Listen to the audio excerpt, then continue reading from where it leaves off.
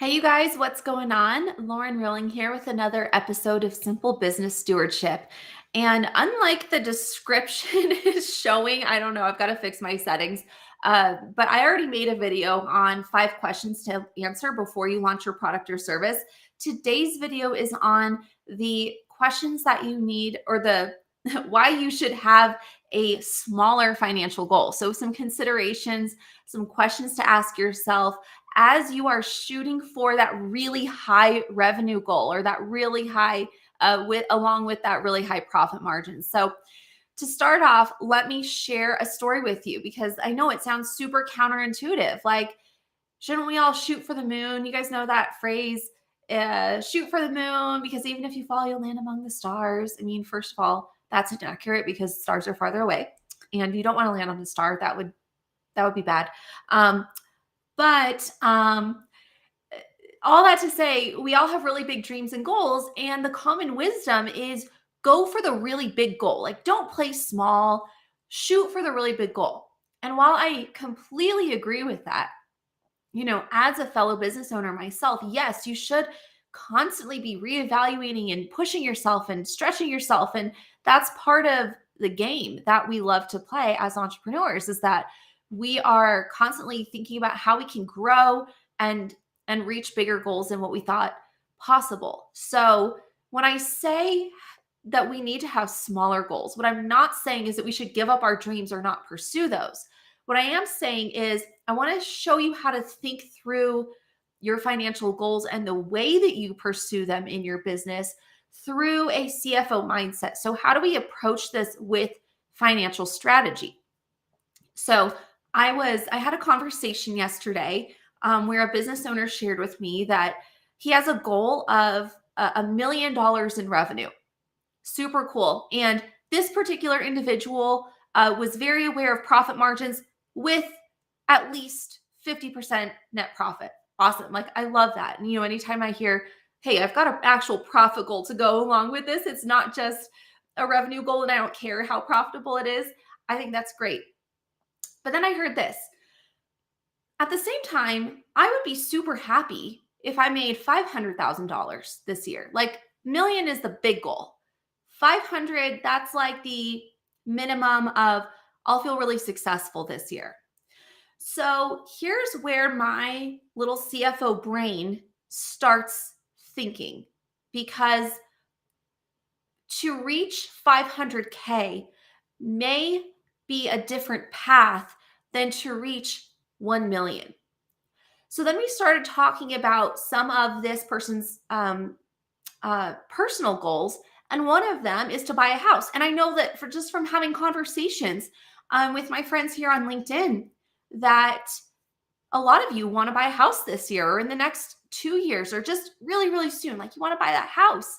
And the challenge with being self-employed is that you have to show good profit in order to buy that house. So there's often that, sort of as an aside, we have this challenge of, well, I don't want to pay a lot in taxes, but I do want to show, the income to buy the house. So you're going to have to show the income, and we can talk about, your options there. But that's sort of an aside. So what my brain immediately went to was, we got to make sure that in this goal to reach 1 million in revenue, that they're not shortchanging themselves of having 500,000 in revenue and the house. So if you think of it like two different paths, I want you to think of this like I often use the analogy of a GPS system, like, because really your financial statements and your cash flow analysis, like, this is the GPS system. If you're on a road trip as an entrepreneur and the $1 million goal is like your next destination, then you're going to pull up your, maps, type in the chat below. Do you guys prefer the Maps app or the Google Maps app? Or is there something else that I need to know about? So let me know which one's better. But when I pull up my Maps app, I am looking at, the different routes. And if I know that let's say that $500,000 goal is sort of on the way to the $1 million goal, then great. We have one route. We've got one plan. And whether you reach all the way to a million, or you only get to 500,000, or you get kind of, past 500,000, but you're still on your way to a million, the strategy isn't going to change. The roadmap, the action steps, the business model, the pricing, like none of that changes. It's more about just the amount of volume that you do. If that's the case, and the strategy for 500,000 revenue isn't any different from 1 million in revenue, then I'm all for it. Just move ahead, shoot for your goals, go for that 1 million, as hard as you can. Someone says Google Maps is better. Okay, I think I agree, but I'm lazy and I haven't downloaded the Google Maps app yet on my new phone. But your name says LinkedIn user, so tell me your name so I know who we're chatting with. So when it comes to creating this strategy, though, and we're looking at that big goal of 1 million, what we often don't realize is that there is a different path to get to 500,000. That if we go the million route, then it's either going to be 1 million or it's going to be 250. Like, the business strategy that you use to get to 1 million might not let you achieve 500,000, or it might reduce your likelihood of reaching that 500,000 goal by like half. And so you have to really understand, what are the risks that I'm taking to pursue this $1 million goal? If I'm pursuing this $1 million goal, am I sacrificing the $500,000 goal? And then, in light of your personal goals and what you have going on and your need for income and just all of the different realities of life, hey, David, great to have you here. You've got to know, is this an affordable risk? If I don't reach that $1 million goal and it causes me to only make $250,000 in my business, am I going to be kicking myself and wishing that I had gone maybe the slower route of that $500,000 goal strategy, and then next year building on so that I can reach that $1 million? Again, so we're not talking about, hey, you shouldn't have these goals or you shouldn't pursue the big goal. But I think it's really important to have smaller goals too, so that we know, hey, what is sort of like that minimum acceptable to us? I don't think we like to talk about minimum acceptable. I think we just, it's not flashy. It doesn't sound ambitious. It doesn't sound cool. It doesn't sound entrepreneurial. But a lot of the time we just need to get to the next step. I've been enticed before by, I'll never forget, I was on a sales call where someone was trying to sell me their coaching program. And it wasn't even a coaching program. It was a glorified online course and it wasn't even good, but I won't share the name of it.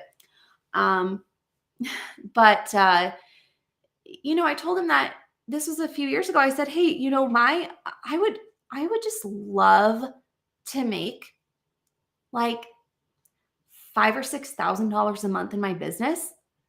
Like, that would make me so happy right now in this stage of my life.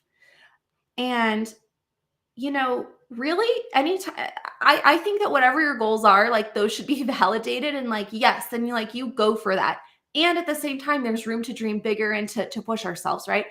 But I had reasons for wanting to keep that revenue goal on the smaller side. Like, I had personal reasons for that. And that would have been so successful for me at the time. And this person was like, yeah, you're thinking way too small. Like, you really need to be shooting for like a $40,000 a month goal. And really just made me feel like my goals were not good enough. And that if I did not purchase this program, that I was like really shortchanging myself. And so I think that's one of the reasons I think it is so important for us to connect our revenue and our profit goals to what is important to us personally and why. And so in having this conversation, it just gave me some thoughts about really evaluating. Like, you've got to know, if I'm going for the $1 million goal, whatever that number is for you, like, use this as an analogy to apply to your own situation. Are you going on a different path? Are you going on a different route where if you don't hit that 1 million, you're not even going to hit 800,000. You're not even going to hit that 500,000 that you need for this year. You're going to be below that. Or maybe your profit margins, you're taking such a financial risk to invest in that $1 million revenue goal that if one thing doesn't work out, that yeah, you might reach your revenue goal, but your profit isn't going to be what it needs to be. Like maybe you would end up with more money in your pocket at the end of the day if you stuck to a strategy that was based on reaching $500,000 in revenue. So sometimes these things align. Sometimes 500,000 in revenue is on the way to a million in revenue. And the strategy is one and the same. And it's really just about the volume of business that you get. And there's no difference or misalignment there. But we have to ask ourselves these questions so that we're not shortchanging ourselves and so that we're not saying, okay, I'm going to shoot for this really big goal, but then you're sacrificing what really means the most to you. Because if this person can get that house and can have can reach their personal goals with 500,000 in revenue, just as well as they could with a million in revenue, then I would want to really carefully evaluate what's what's the real benefit of the 1 million in revenue this year. Is the risk worth it, both financially and personally for you? And again, sometimes the answer is yes. And then, just go for it. Just go for it and don't look back. But sometimes we have to more carefully consider our options before us. And again, it's not a, hey, you need to just have smaller goals just for their own sake, but it's really about clarifying the reasons behind our goals and what we really want and what it's going to take for us to get there. And it's also about understanding opportunity costs so that we can know from a financial standpoint and just from an overall business standpoint and with our personal goals in mind, what is this going to require of me to get there? And what are the risks that I'm taking in my business to achieve this goal? And then when we have financial clarity and we have financial objectivity, that's when we can make really clear and wise decisions. So yeah, sometimes there's going to be times where it's 100% worth that risk. And there's going to be times when you go, oh, I don't really need to take that risk. Or there's a third option that I hadn't considered. But because I'm looking at my business through that financial lens, I now have the clarity to see more options in front of me. It's just the way that, Google Maps will show you have alternate routes. We were driving back from to go to the airport in Southern California, and I totally forgot how many freeways there are in Southern California, even though I grew up there. But it's amazing. There's like 27 different ways to get to the airport, and we were going one way, and then midway, the GPS said, hey, you will save 11 minutes if you go this other way instead, if you get onto this freeway. And because this was in real time, it was morning traffic and just dealing with all of that, we were really thankful that the GPS system alerted us to a faster route so that we could make an adjustment in our plan. And that is why you want to use financial tools like having a cash flow forecast. Your cash flow forecast is like having that real-time GPS system so that you can constantly sort of, refreshes like on a weekly or monthly basis where you can look at it and go, okay, here's what my cash flow did. Here's what I'm projecting. So based on that, I want to save myself some time, or I want to save myself some money, or I want to accelerate here. And it helps you make those real-time decisions so that you can have that best possible outcome. This is also why you want to review your financial statements monthly, because it shows you where you've been. It helps you keep track of how close am I to this goal? Okay, if I have a shortfall, what do I need to really focus on in the next month or the next quarter? Where do I need to devote my time and energy? Not only my financial resources, but the factors that affect my financial resources. How do I make sure that I am optimizing those so that I can get closer to that goal? And then we review monthly or quarterly, and we can see how close are we and what adjustments do we need to make to get there. And that way, you're able to stay focused. You're able to very clearly know, yes, I'm going for that $1 million goal, or hey, I'm going to shoot for that $500,000 goal. And then when we get there, then we're going to make a switch and we're going to shoot for the $1 million goal. So again, insert whatever numbers you're focused on achieving this year. But that's how I like to think about it. So just to reiterate, to summarize, is the smaller goal that like your minimum acceptable, okay? Is that on the same path as the big goal? Or do you need to do things differently to get to your big goal? And if you're doing things differently to get to your big goal, are you going to risk missing out on what that minimum acceptable number is? And if the answer is yes, then I would encourage you to look at different strategies and to look at different possibilities rather than to take a risk that you can't afford. So, in the comments, let me know. I understand this might not be popular. We'll see. We don't like to talk about minimum. What is a minimally acceptable goal? That's not cool. But sometimes that just takes the pressure off. Sometimes we need to give ourselves permission to be okay with just reaching the next step, because most businesses are grown and built step by step, not leaps at a time, but one step at a time. And I think that in most cases, that's a very wise way to grow your business. So, all right, you guys, before I wrap up for today, I want to let you know that I am running a masterclass. It's a free masterclass on February 23rd. I will put the link to sign up in the comments here so that you can register for that. You do have to register, and it is a live event, and I'm only doing it once.